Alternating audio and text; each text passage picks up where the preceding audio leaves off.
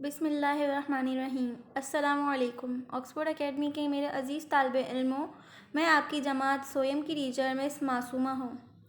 اب آپ کا میقات آخر شروع ہو گیا ہے اور اس کا پہلا سبق ہے محنت کا پھل۔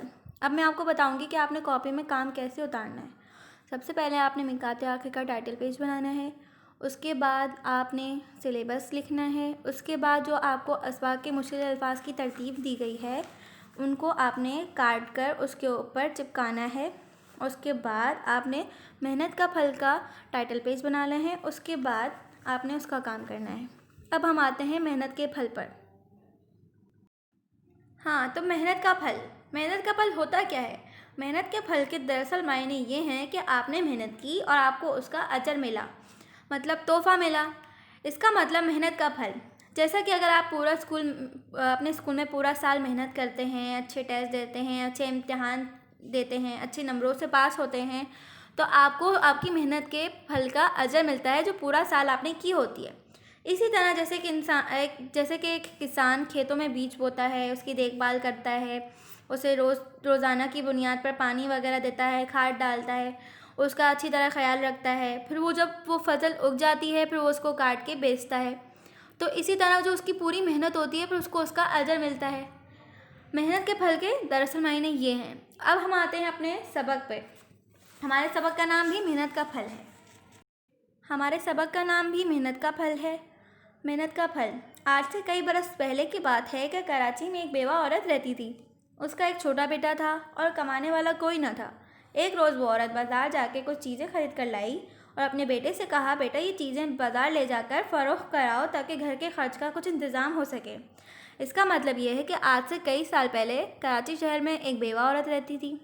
وہ بیوہ عورت کا مطلب ہوتا ہے جس کا شوہر مر جائے۔ بیوہ عورت تھی اور اس کا ایک چھوٹا بیٹا تھا، کمانے والا بھی کوئی نہیں تھا، ظاہر ہے ان کے شوہر کا انتقال ہو گیا تو ان کے کمانے والا بھی کوئی نہیں تھا۔ تو ایک دن وہ عورت بازار گئی، وہاں سے کچھ سامان وغیرہ خرید کر لائی اور اپنے بیٹے سے کہا کہ جا کے اس کو بیچ کر آؤ بازار میں تاکہ ہمارے گھر کے خرچ کا کچھ انتظام ہو جائے، ہمارے پاس کچھ پیسے آ جائیں جس سے ہمارے گھر کا خرچ چلے۔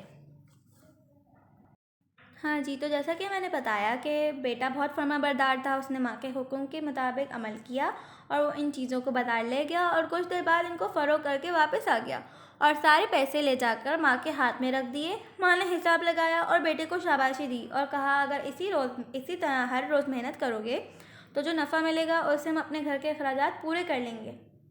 اس کا مطلب یہ ہے کہ بیٹا، جیسے کہ میں نے بتایا، فرما بردار تھا، اس نے ماں کی بات پہ عمل کیا، ماں کی بات سنی، ماں کے کہنے کے مطابق بازار گیا، چیزیں بیچیں اور جو پیسے ملے، جو منافع ہوا وہ سارا ماں کو دیا اور ماں نے اس کو شاباشی دی اور کہا کہ اگر روز اسی طرح محنت کرو گے تو اجر پاؤ گے۔ پھر ماں کے کہنے کے مطابق بیٹا ہر روز بازار جاتا اور چیزیں فروخت کر کے آتا۔ آہستہ آہستہ گھر کے حالات بہتر ہونے لگے اور بیٹا کاروبار کا طریقہ بھی سیکھ گیا۔ بڑے ہو کر اس نے شکر کا کاروبار شروع کیا، خوب محنت کی اور اللہ تعالیٰ نے اسے اس کی محنت کا پھل دیا۔ اس نے کاروبار میں بہت ترقی کی اور ایک روز وہی بیٹا شکر کا بادشاہ کہلانے لگا۔ شکر کا بادشاہ کہلانے والے اس بچے کا نام عبداللہ بن ہارون تھا۔ اس کا مطلب یہ ہے کہ جو میں نے بتایا کہ بیٹا بہت فرما بردار تھا، ماں کے کہنے کے مطابق وہ بازار جاتا، چیزیں فروخت کر کے آتا، جو نفع ہوتا وہ اپنی ماں کو دیتا۔